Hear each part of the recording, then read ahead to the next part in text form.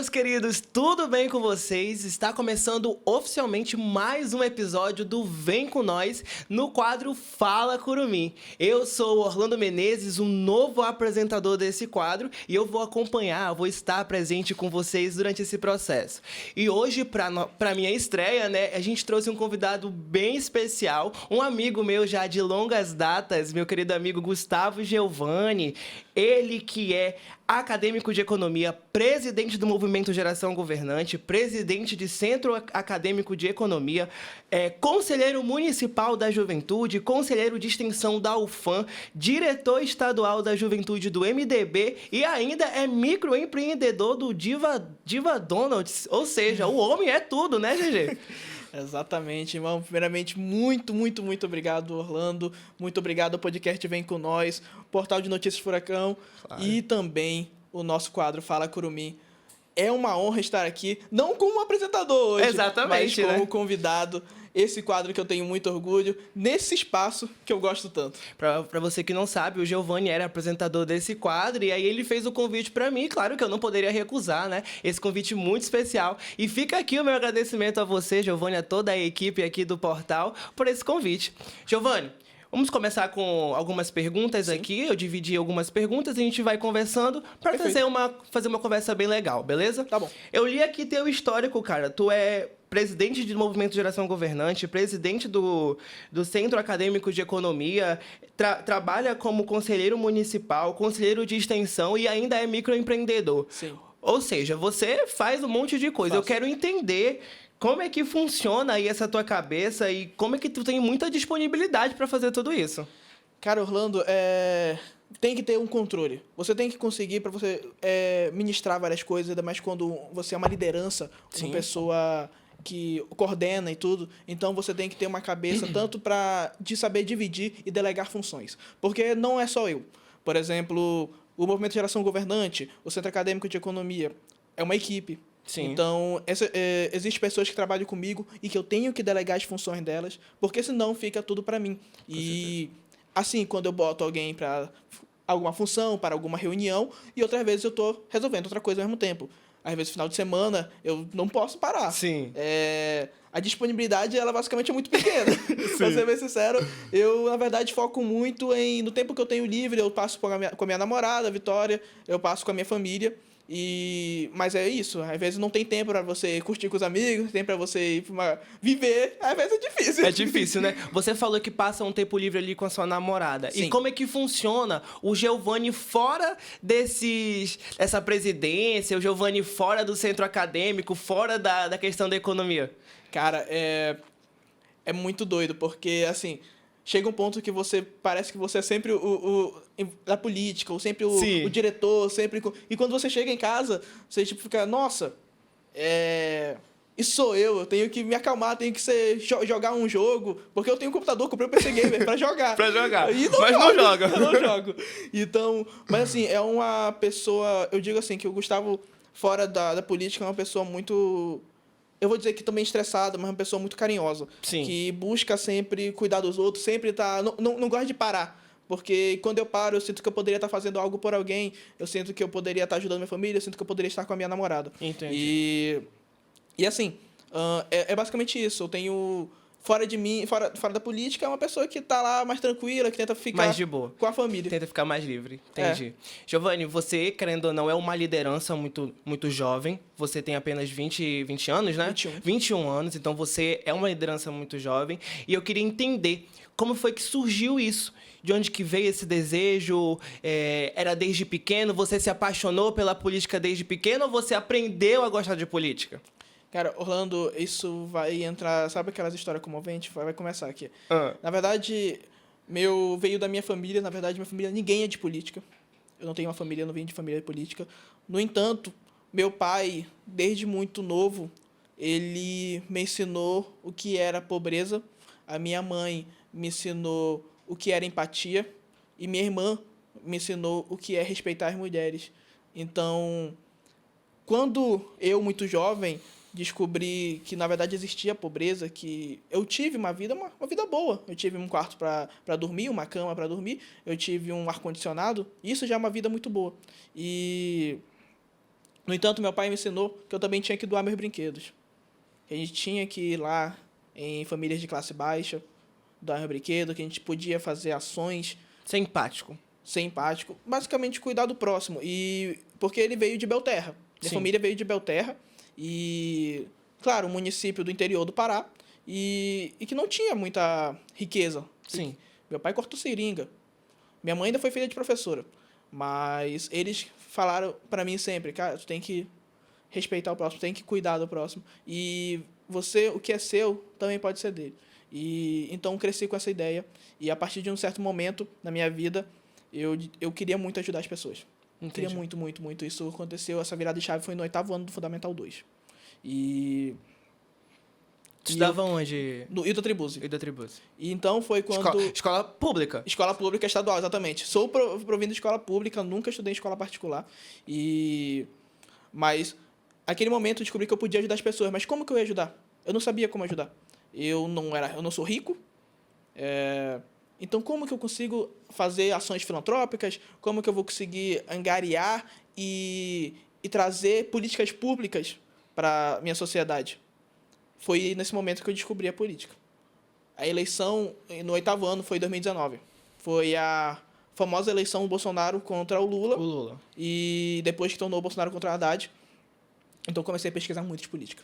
Me apaixonei e comecei a estudar a história do Brasil, comecei a estudar a formação econômica, comecei a buscar como que isso trazia o efeito para a sociedade. Foi aí que eu descobri que por meio de emendas parlamentares você consegue sustentar uma universidade, um instituto federal e também através de políticas públicas você consegue acessar ruas, uma pracinha, um campo de futebol.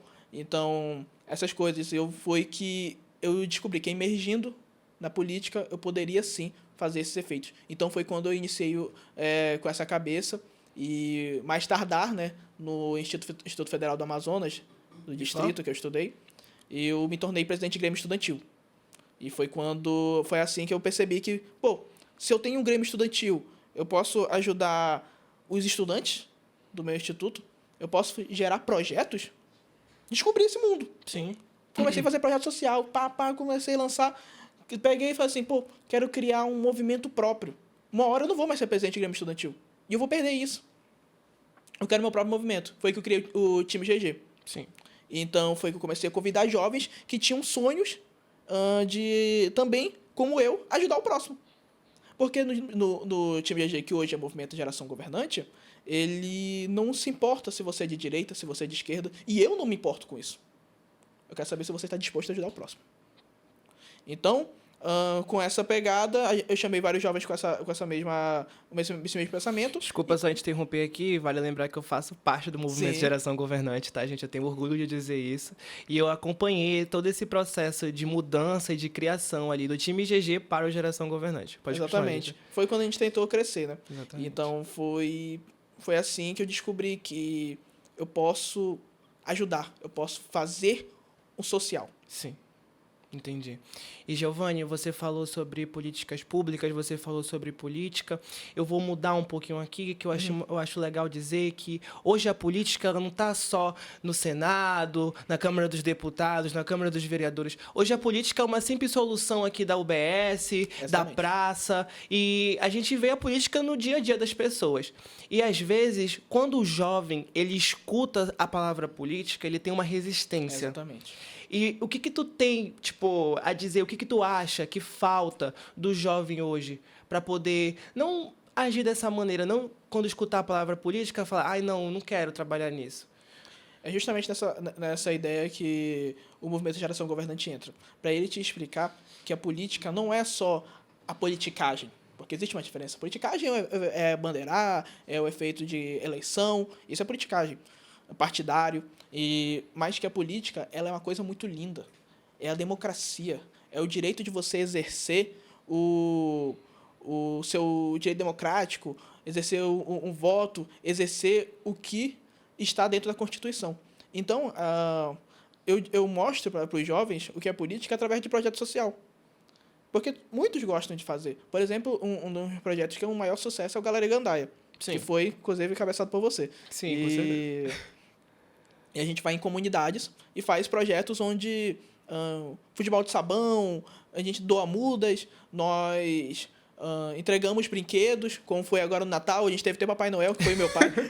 Então, esse foi um projeto de sucesso. E as pessoas querem ajudar, elas entram para querer ajudar. E os jovens entendem e gostam muito disso. Sim. E a partir disso eles começam a entender o que é política. Porque eu puxo eles dessa forma. O meu método é esse. Eu dou um projeto social e falo, pô, você quer fazer comigo? E vou trazendo gente. As pessoas gostam e depois elas vão começando a entender como que funciona o processo da política mesmo. E no fim fica no movimento mesmo.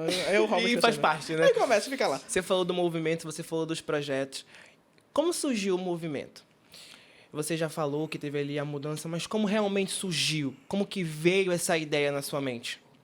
E surgiu da necessidade de um movimento ativo, um movimento de juventude que realmente faça pela juventude.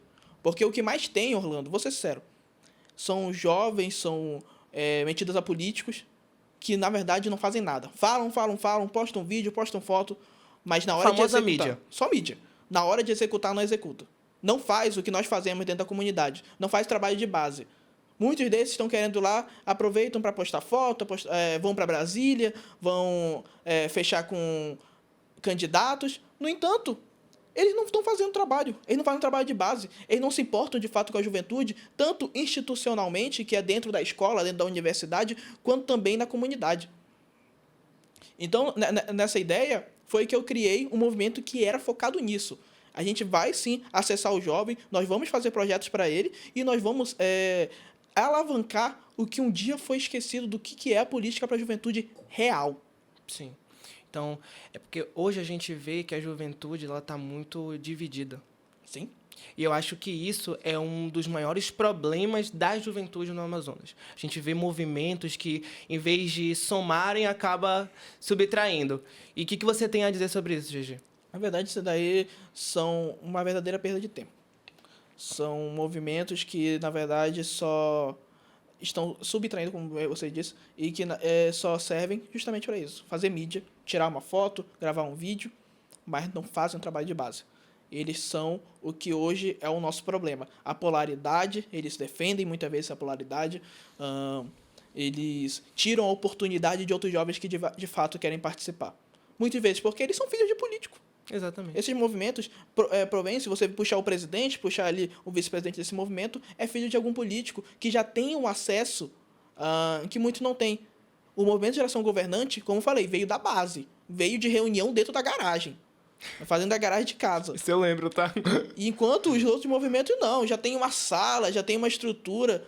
Pô, hoje em dia nós conseguimos gravar no podcast Vem Com Nós por causa do Furacão de Notícias. Exatamente. Mas foi anos de processo pra gente conseguir chegar aqui conhecendo outras pessoas. Esses não. É o filho de político. Papai, tô querendo aqui 12 cestas básicas e um futebol de sabão. Tá bom, meu filho? Toma. Pode fazer o que tu quiser. Papai, o meu vídeo ele não tá pegando view. Posso pagar aqui um tráfego pago? Pode. Tem dinheiro pra isso. Nós não temos. Não sou rico. O movimento não tem pessoas ricas. E aí que começa. Não tem pessoas ricas, mas tem pessoas cheias de vontade Justamente. de querer crescer. Justamente. Na juventude e na política, né? Giovanni, você falou sobre os seus pais, você comentou logo no início sobre sua namorada também. Uhum. Você tem eles como inspiração? Eles lhe apoiaram quando você tiver essa ideia? Como é que foi? Como é que funcionou tudo isso? Cara, a minha família, eu digo que a família é a base de tudo. A família ela é o que traz o aconchego, o cuidado. E quando tudo dá errado, é a família que vai estar contigo. Então, a minha família não me apoiou. Não te apoiou? Não apoiou nem um pouco. Quando eu falei que eu queria entrar na política, meu pai discordou veementemente. Minha mãe, ela falou, filho, o que tu quiser, você faz. Meu pai discordou veementemente. E por muito tempo, na verdade, ele perdurou nisso. E chegou um momento que a minha mãe, eu já estava, 2 anos de política, minha mãe disse, filho, não entra dinheiro, só tá perdendo dinheiro. E, de fato, só tava perdendo dinheiro, trabalhava com nada. Mas eu tava fazendo projeto, continuava fazendo projeto social. E é isso que é a loucura, porque você faz projeto social, procurando patrocinador aqui, patrocinador ali, mas A família, a minha namorada é uma apoiadora. Eu tinha desistido na política no começo do ano passado, no começo de 2025. E foi quando eu a conheci, a Vitória. Eu conheci em janeiro. E então surgiu a oportunidade por meio do nosso ex-presidente da Juventude, Adam Lopes, inclusive um abraço para o Adam, e da nossa ex-presidente Jaiane. Eles me convidaram para retornar à Juventude do MDB, porque eu ingressei em 2023 na Juventude do MDB, no entanto, me afastei, decidi seguir outros partidos e descobri que nenhum tinha o mesmo aconchego que o MDB trazia para mim. Então, o mesmo carinho, a mesma recepção, não era sempre diferente, o MDB era único. Então... Tem um acolhimento? Tem. E eles me trouxeram de volta e foi quando eles, na verdade, me chamaram para conversar e eu recusei. Porém, Vitória, minha namorada, falou para eu dar uma oportunidade de fala deles. Para eles conversarem comigo. Minha família, já sabendo que eu tinha desistido por mais de 2 anos, eles falaram assim, Gustavo, vai conversar. Eles já sabiam do meu sonho. Meu sonho é ser candidato. Meu sonho é ser vereador e poder exercer para a nossa sociedade. Futuramente como deputado federal. Entendi. E eu quero poder ajudar. Então, eles sabiam disso, sabiam que eu já tinha desistido. Mas, como eu falei, a família, ela é o que te abraça. A família é a estrutura. Se você tem uma família estruturada, uma família que está contigo, tu vais onde tu quiser. E tanto que existe muitas famílias que, na verdade, se perdem, infelizmente, por conta da falta de abraço entre eles. A falta de dizer eu te amo. E eu digo, porque às vezes não falta eu te amo com a minha família. Mas eles sabem o quanto que eu os amo pra gente saber que tá junto. Sim. Então, foi isso. Se não fosse minha família, hoje eu não tava nem aqui. Família é a base, querendo ou não, né? Exatamente. Como você já falou. Cara, e a gente vê aí, nessa sua fala, que logo no começo não teve o apoio, mas depois a sua família passou a ter uma certa importância na sua vida e acabou até mesmo cooperando, participando, né? E a gente vê, você falou que seu pai foi até o Papai Noel. Foi. Ele topou de primeira? Ele já estava afim, quando a gente já estava trocando na ideia de ser um evento de Natal, ele já estava dando os indícios. Eu falei, vamos fazer o Papai Noel, e foi o Papai Noel vindo numa estrada. Essas loucuras, assim, tu tem assim, do nada, elas acontecem. Como me explica Cara, pra gente? É um processo. Uma hora eu tô deitado aqui, e uma outra eu tô dizendo, caraca, eu quero fazer isso. E é assim que eu faço tudo. Sim. Eu digo que eu não sou o melhor presidente de todos, porque a minha equipe tem que se virar muito pra fazer o que eu tô pedindo. Mas, É verdade. Mas, assim, eu acordo, uma hora tá aqui, pá, bora fazer um projeto. Eu tenho uma ideia, bora adicionar isso. Foi igual das mudas, desse Galera Gandaia. Galera, é o seguinte, decidi que eu quero fazer o Galera Gandaia. Sim. E todo mundo correndo pro lado e pro outro, mandando mensagem pra secretarias pra ver se a gente conseguia alguma coisa. Mudas de plantas, bora fazer o Papai Noel, bora atrás de arrecadação de brinquedos, bora doar cestas básicas, é assim. Você comentou que estudou no IFAM, certo? Sim. Do distrito? Você fez qual curso? Mecatrônica. Mecatrônica. Foi técnica mecatrônica. Você tem algum projeto, alguma política pública que você desenvolveu voltada assim para essa área assim do curso técnico? Na verdade, eu tinha uma proposta há um tempo de revitalizar a frota de ônibus, que acessava tanto a Fundação Matias Maccherini quanto o IFAM do distrito, além dos próprios trabalhadores do distrito. Sim. A frota que eu estou dizendo é a 418. É um ônibus completamente abandonado, um ônibus completamente largado, porque eu ando de ônibus, eu até nesses tempos estava andando, pegando 352 na UFAM, e assim, é um ônibus completamente sucateado, porque hoje em Manaus é isso que acontece. Nossos ônibus são sucateados, enquanto para Ponta Negra tem um 450 brilhando com ar-condicionado, e vários.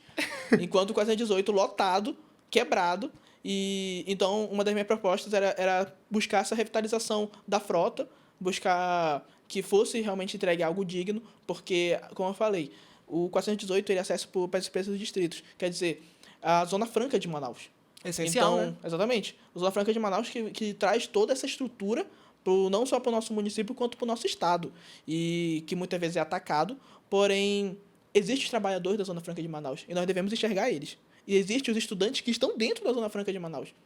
E eles estão sendo completamente abandonados, deixados de lado, porque o que importa da Zona Franca de Manaus para os grandes gestores é só a riqueza que ela traz. Porém, ela está esquecendo, né, da dignidade da pessoa que está ali dentro. Inclusive, trabalhadores que trabalham numa escala 6x1, uma escala completamente louca, uma escala que deve, sim, ter fim.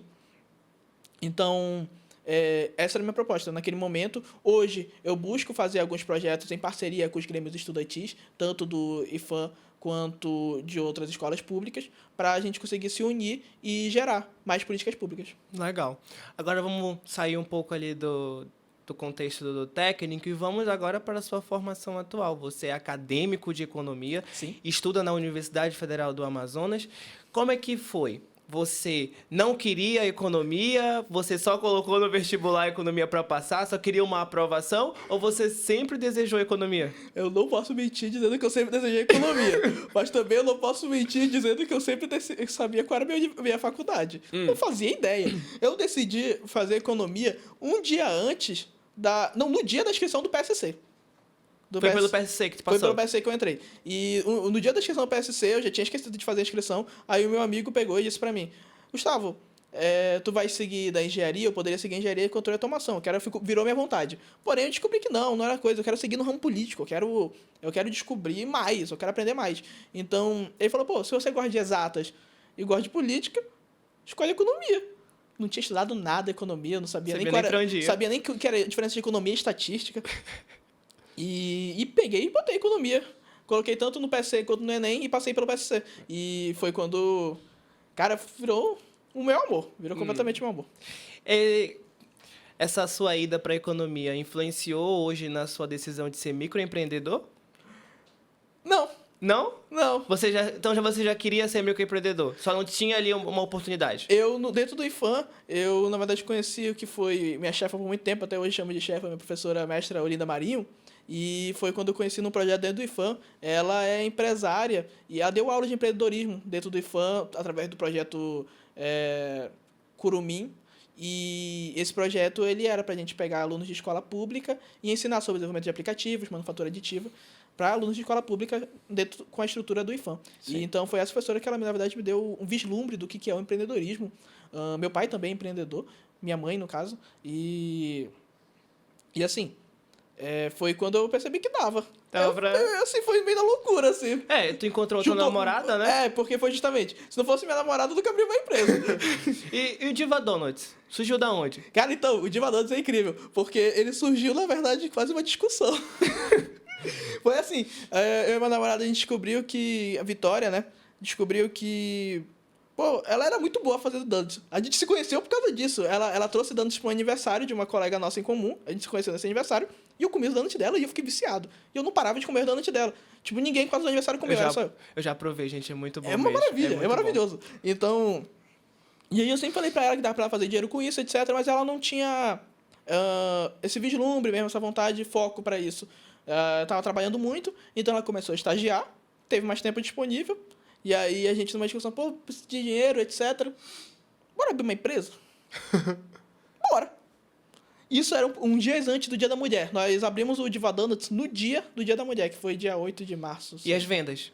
E as vendas do dia 8 de março. Mas foi um sucesso? Completo sucesso. Vendemos tudo. Tudo que a gente tinha, nós vendemos. E tanto que a gente não estava esperando, porque a gente não tinha feito a divulgação com antecedência, como eu falei. Sim. Nós abrimos no dia 8 de março e vendemos no dia 8 de março. Então, cara, foi um sucesso absoluto. Desde aí, pessoas querendo, fazendo pedidos para aniversário, para eventos. E foi assim. A Vitória é a linha de produção. A minha irmã, que é a Maiara, ela também fica na linha de produção junto da organização. A minha mãe, a gente fala que é o setor de vendas, uma vendedora nata, uma vendedora incrível. E eu fico no marketing. Assim, pouca pessoa sabe disso. Eu não devo nem falar isso. Eu fico no marketing e quem é a divônica sou eu. Ah, entendi. Quem fica falando diva, a razão é você, né? Juro. Entendi. Nossa, que legal. E, Giovanni, tipo, você é novo, né? Sim. Como eu já disse.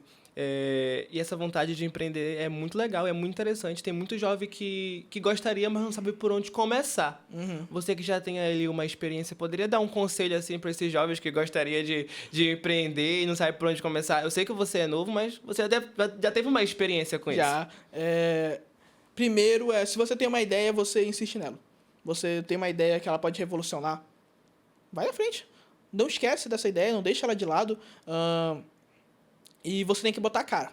Botar a cara a tapa, você vai perder, você vai ganhar ou você vai ficar no 0-0. nós tivemos a grande sorte de ficar no 0-0 na primeira venda. Investimos uma ponta, o retorno foi pro 0-0. Então, a gente só conseguiu reinvestir o dinheiro. E foi perfeito. Mas muitas às vezes tem perda nas primeiras vendas. E tem que persistir. Segue no teu planejamento, faz uma rede social para tua loja e bota a cara. Busca mais apoio. Sozinho não dá. Você precisa de uma equipe. Eu precisei da minha família para a gente conseguir executar o Divadando. Seria muito difícil. Produção, entrega, compra de estoque. Então... É se jogar. É ir pra frente de cabeça. Entendi. Agora, para finalizar, vamos estrear, na verdade, um quadro bomba aqui. Eu vou fazer 3 perguntas bem rápidas pro Giovanni. Certo. E eu queria que você respondesse com sinceridade.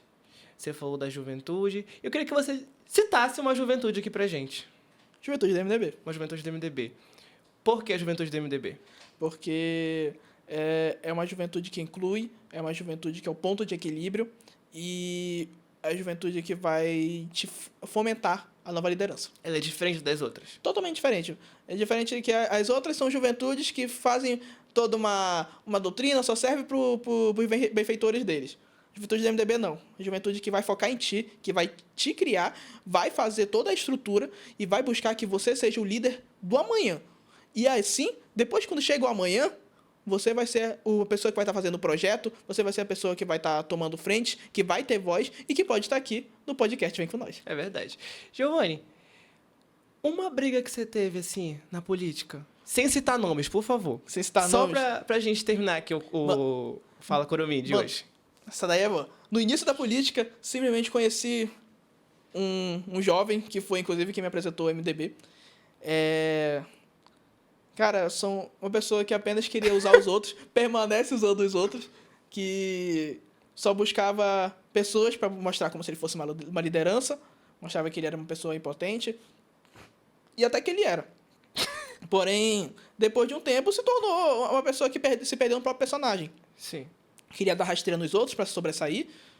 E não é assim que funciona. Muitos jovens. Vou falar aqui, tem um monte de movimento aí. Inclusive, as outras juventudes são todos. A maioria é assim, não vou dizer todos. Mas a maioria é assim. Quer dar rasteira nos outros para se sobressair. Em vez de investir na base, como que funciona? Por um que eu defendo. A vida é igual um triângulo. Existe uma base. Você precisa estruturar a sua base para que você que está acima, cuidando de algo, consiga executar. Então, se você não investe na base, se você não quer que os seus aliados estejam crescendo junto com você, o que vai acontecer? Vai cair. Entendi. Porque são pessoas que usam apenas os aliados para crescer cada vez mais, sozinho.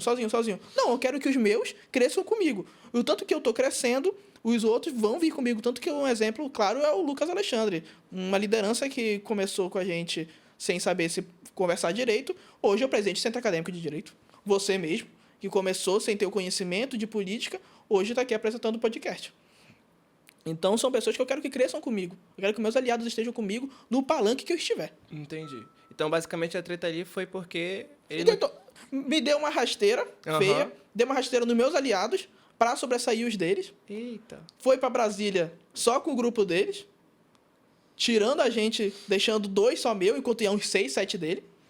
E depois, dentro da própria juventude do MDB, que dá rasteira na gente, saiu, tentou outro de novo, mesmo a gente tentando continuar a ser amigo, e eu descobri que eu peguei e falei assim, mano, não quer saber? Vá se lascar. Caramba, que loucura, olha.